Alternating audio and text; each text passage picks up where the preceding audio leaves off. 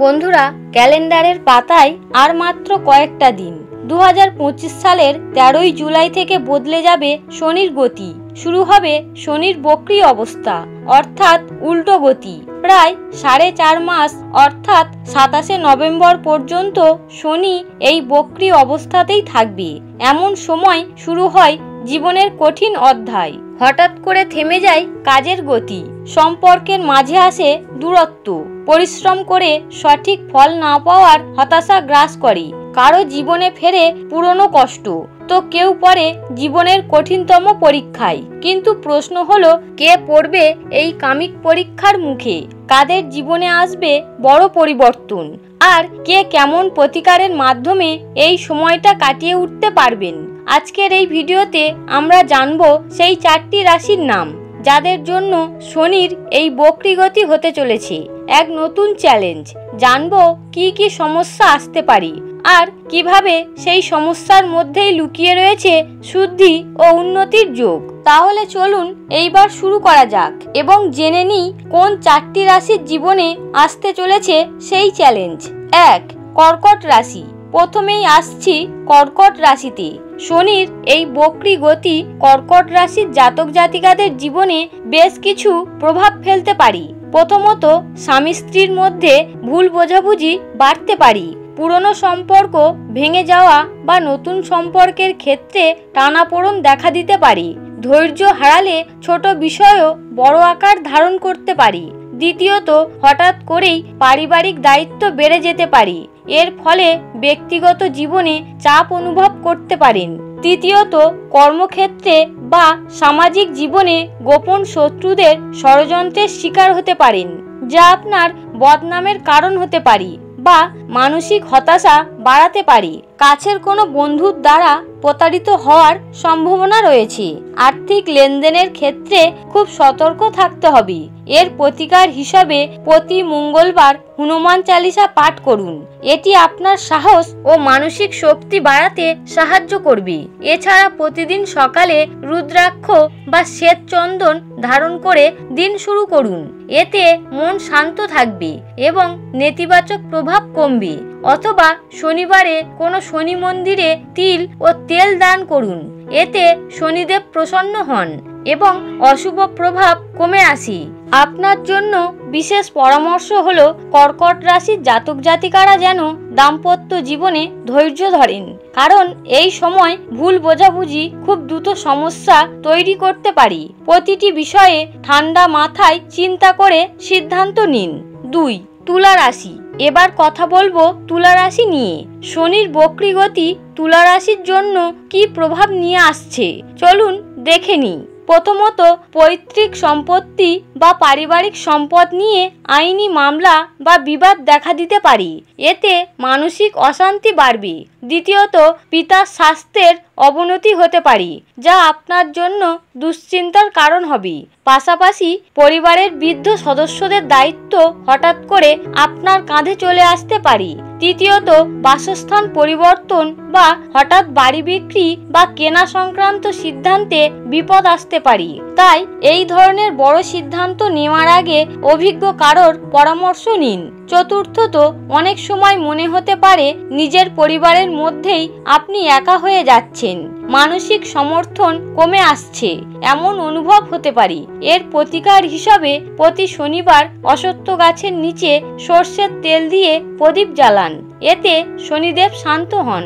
অথবা শনিবার কালো কুকুরকে রুটি বা মিষ্টি ভাত খাওয়ান। এটি শনির অশুভ প্রভাব কমাতে সাহায্য করে। এছাড়াও আপনার পিতা বা কোনো গুরুজনকে উপহার দিন এবং তাদের পায়ের ধুলো মাথায় নিন। তাদের আশীর্বাদ আপনার জন্য রক্ষা কবচ হিসাবে কাজ করবে। আপনার জন্য বিশেষ পরামর্শ হলো, এই সময় নিজের রাগ সংবরণ করুন। যত পারবেন নীরব থাকুন এবং চুপচাপ নিজের কাজ করে যান। অপ্রয়োজনীয় তর্ক বিতর্ক থেকে নিজেকে দূরে রাখুন। 3. মকর রাশি। এই 4 রাশির মধ্যে মকর রাশি হলো সেই রাশি যাদের জন্য এই বক্রী শনির প্রভাব সবথেকে বেশি হতে পারে। এই সময় শনি নিজের রাশিতে অবস্থান করেই বক্রী হবে, অর্থাৎ শনি নিজের ঘরে বসে উল্টো দিকে হাঁটবেন। এর অর্থ হলো শনি নিজের শক্তি পূর্ণভাবে প্রয়োগ করবে এবং নিজের ঘরের সমস্যাগুলোর দিকে আরো বেশি মনোযোগ দেবে। যাদের জন্মছকে শনি প্রধান গ্রহ বা শনির 7.5 দ্বিতীয় পর্যায় চলছে, তাদের জন্য এটি একটি বড় পরীক্ষা। এর ফলে প্রথমত কর্মক্ষেত্রে বড় চ্যালেঞ্জের মুখোমুখি হতে পারেন। বসের সঙ্গে ঝামেলা, সহকর্মীদের সঙ্গে ভুল বোঝাবুঝি বা পদোন্নতি আটকে যাওয়ার মতো ঘটনা ঘটতে পারে। দ্বিতীয়ত, প্রচুর পরিশ্রম করা সত্ত্বেও কাঙ্ক্ষিত ফল না পাওয়া, মনে হতে পারে আপনার প্রচেষ্টা বৃথা যাচ্ছে। তৃতীয়ত, নিজেকে নির্জন, হতাশ এবং বিষণ্ণ মনে হতে পারে, এতে মানসিক শান্তি বিঘ্নিত হবে। চতুর্থত, অতীতের কোনো ভুল আচরণ এখন সামনে এসে দাঁড়াবে, আপনার কর্মফল আপনাকে ভোগ করতে হবে। এর প্রতিকার হিসাবে প্রতি শনিবার কালো রঙের গরুকে দই, কলা বা রুটি খাওয়ান, এটি শনির প্রকোপ কমাতে সাহায্য করবে। এছাড়া নিয়মিত শনি স্তোত্র পাঠ করুন, নীলাঞ্জন সমাভাসং, এটি শনির আশীর্বাদ পেতে সাহায্য করে। কর্মস্থলে কাউকে অপমান করবেন না এবং কর্মফলে বিশ্বাস রাখুন। আপনার সত্যতা ও পরিশ্রম আপনাকে রক্ষা করবে। আপনার জন্য বিশেষ পরামর্শ হলো, এটি আত্মবিশ্লেষণের সময়। আপনি যদি নিজের ভুলগুলো শোধরান এবং সততার পথে চলেন, তাহলে 27শে নভেম্বরের পর থেকে আপনার জীবনে এক নতুন অধ্যায় শুরু হবে, যা আপনার জন্য ইতিবাচক ফল নিয়ে আসবে। 4. মীন রাশি। শনির এই বক্রী গতি মীন রাশির জীবনেও কিছু গুরুত্বপূর্ণ প্রভাব ফেলবে। প্রথমত, সমাজে হঠাৎ বদনাম বা অপবাদের শিকার হতে পারেন। মানসিক অবসাদ আপনাকে ঘিরে ধরতে পারে এবং কাছের বন্ধুরা আপনাকে ছেড়ে যেতে পারে। দ্বিতীয়ত, বিদেশ ভ্রমণের পরিকল্পনা হঠাৎ বাতিল হতে পারে বা বিদেশে যাওয়ার ক্ষেত্রে অপ্রত্যাশিত বাধা আসতে পারে।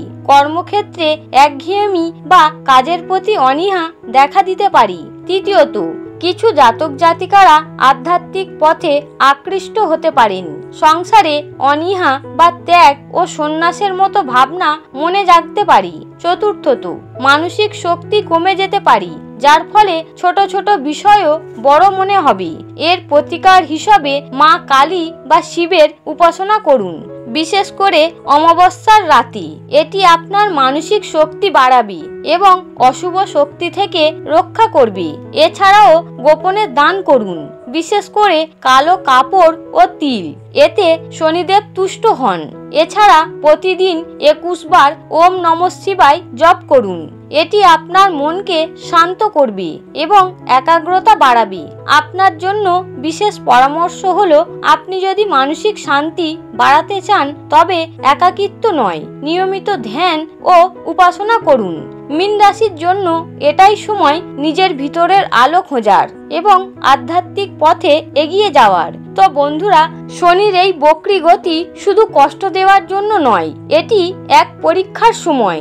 যারা জীবনের ভুলগুলো থেকে শিক্ষা নেবে, নিজেকে শুদ্ধ করবে এবং সততার পথে চলবে, তাদের জন্য এই সময় এক নতুন দরজা খুলে দিতে পারে।